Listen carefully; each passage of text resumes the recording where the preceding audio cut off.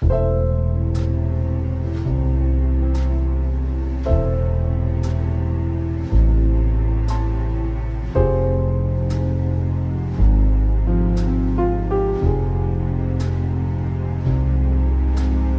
had been looking for a comic to review, but in this town, any step in the wrong direction leads to trouble with the internet mob. Sometimes a guy can't catch a break. Days became weeks. Weeks became months. Then I caught a lead. It's black and white, but it'll do. I followed the leads where they would go, which led me to some unseemly characters. What do you want? I want answers. What's the deal with this noir comic? You mean a damn dirty thing? No, the whole Pariah story. Sit down, let me get into it. Alright, first you have Pariah, Blood and Mud. Then you have A Damn Dirty Thing, a Pariah story. Story by Doc Blaylock. Edited and lettered by Anthony Romano. Supplemental inks by Anthony Romano and Jeff Priester. Supplemental edits by Piper Steed and Tanner Hurley. Alright, skip it. Fine. Cover C by Luke Stone.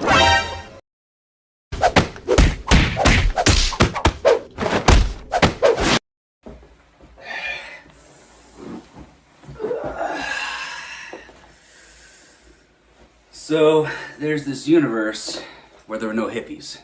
I'm sold. Take me there.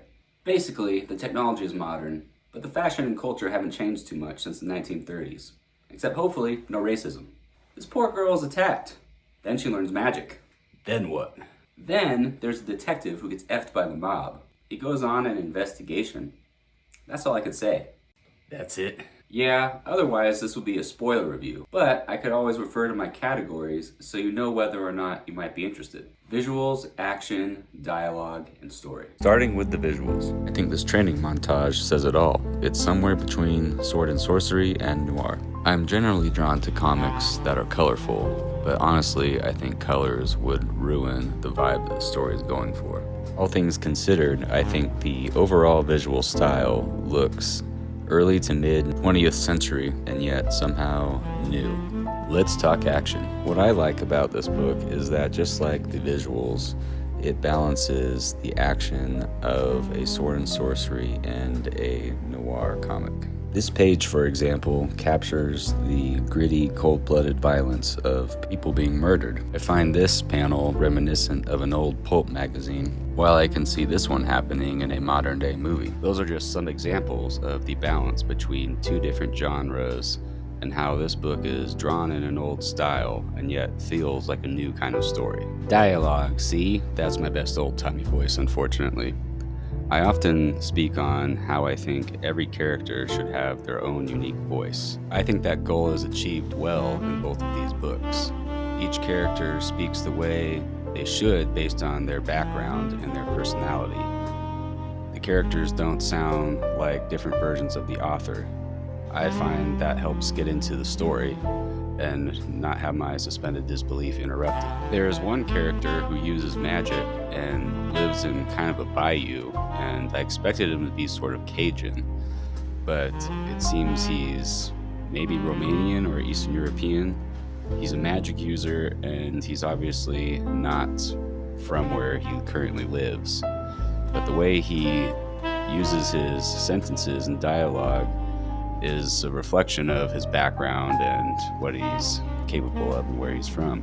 And I think this is just good writing. Now for story, the meat and potatoes, what we all came for. Although there is magic in the story of Pariah, it is still a noir, and that is important to remember when considering what genre the story falls into. I personally love stories that fall into this genre because it shows things as they are. The world is fallen and twisted, just like this one. People have perverse motives, just like people do in real life. Both Pariah, Blood and Mud, and A Damn Dirty Thing involve a protagonist that is either a femme fatale or a flawed hero. I liked the characters. As stated in the dialogue section, I found them all believable. There's still a good amount of mystery in this universe, which I like. For example, Magic isn't really explained. We don't know its limitations or who's capable of using it and to what extent. In Pariah, Blood and Mud, the motives of the protagonist are easily understandable. And like any good noir, it is dark and gritty. However, I think this story would have been better served with a Hitchcock approach. In my opinion, a bit too much was shown, and it would have improved pacing to maybe show a bit less. I know this is contrary to the typical storytelling advice of show don't tell, but in this case, I thought they did fine overall. I just think they could have shown less. And in the grand scheme of things, I think this is a minor complaint. Overall, it really is a compelling story, especially the next one I read, A Damn Dirty Thing. I really have no complaints about the story. I think it's well paced. I think it's highly enjoyable. It felt like watching a film noir. Overall, I have to say, if you're any kind of fan of noir or supernatural comic books, then this is one to check out. So you're saying it's worth looking into? I'm saying if you're okay with less than happy endings in a very dark and gritty world where lots of heinous crimes are committed, then yeah, it's worth checking out. You'll have fun. Forget it, RJ. It's Chinatown. Actually, it's Solomon City.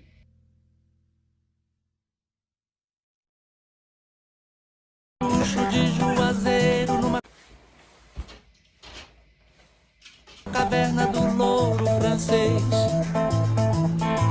O velho transformou o mito das ratas tristes em minotauros.